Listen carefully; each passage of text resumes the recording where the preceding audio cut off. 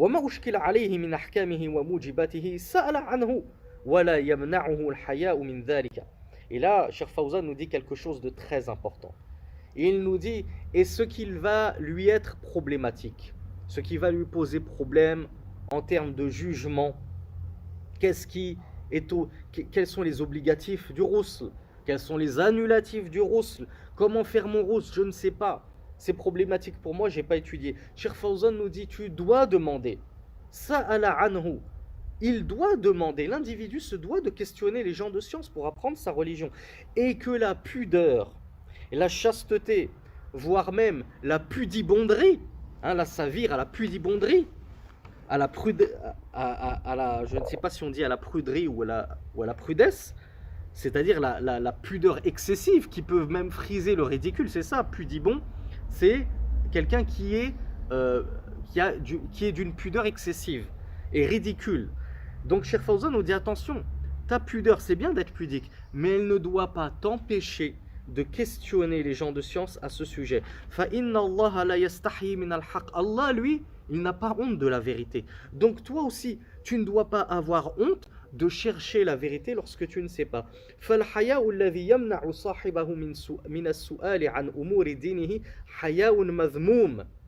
La pudeur qui va empêcher, qui va freiner l'individu de questionner au sujet de sa religion. Comme je vous l'ai dit, je vous ai donné l'exemple tout à l'heure, la sœur, elle a 12 ans, elle a 13 ans, elle découvre qu'elle a des règles pour la première fois, elle ne sait même pas ce que c'est. Elle est gênée de demander à ses parents ce que c'est. Elle est gênée de demander à un imam ce que c'est et qu'est-ce qu'il faut faire. Donc, elle va continuer à prier alors qu'elle est indisposée. Elle ne va jamais prendre son ghusl. Je connais un frère qui a prié 3-4 années peut-être en état de janaba parce qu'il n'avait jamais pris son ghusl, parce qu'il ne savait pas que lorsqu'il avait un rapport avec une femme, il était en état de janaba et donc il était obligé de se laver, de prendre son ghusl. Toutes ces années-là, il avait des rapports avec une femme et il était en état d'impureté majeure, il ne s'est jamais purifié de cela.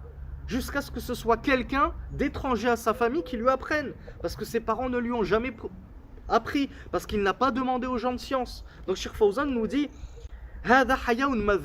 ceci est une pudeur blâmable et blâmée. Ne pense pas que tu fais preuve d'une bonne pudeur de ne pas dire à tes parents voilà, maman, j'ai du sang qui coule.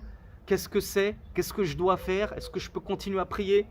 Voilà, shir, voilà, imam. J'ai eu un rapport avec mon épouse, qu'est-ce que je dois faire? J'ai entendu que je dois prendre un lavage, comment faire? Quels sont les autres obligatifs? Donc Cheikh Fawzan nous dit cette pudeur qui t'empêche de questionner au sujet de ta religion, c'est une pudeur qui est blâmable. Ne crois pas que tu vas être loué pour ça. Non. Oui, être pudique de façon générale c'est bien, mais pas si ça t'empêche d'apprendre ta religion. Wa huwa jubnun. Min shaitan. Ça, c'est le shaitan qui te fait devenir poltron, trouillard à l'idée de questionner les gens de science à ce sujet. Liyathbata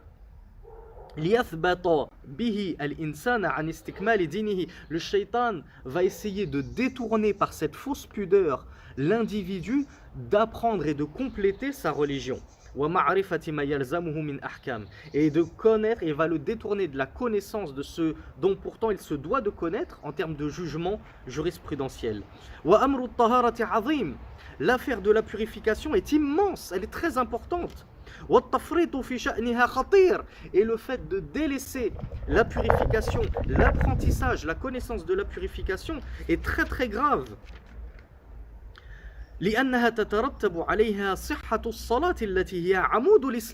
Parce qu'il en découle de cette purification la validité de ta prière qui est le pilier de l'islam.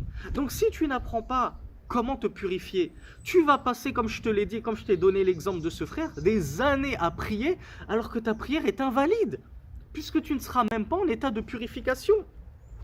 Et la prière c'est le pilier de la religion, nous dit Cheikh Fawzan. Hada wallahu a'lam. وصل اللهم على نبينا محمد والحمد لله رب العالمين اللهم فقهنا في الدين.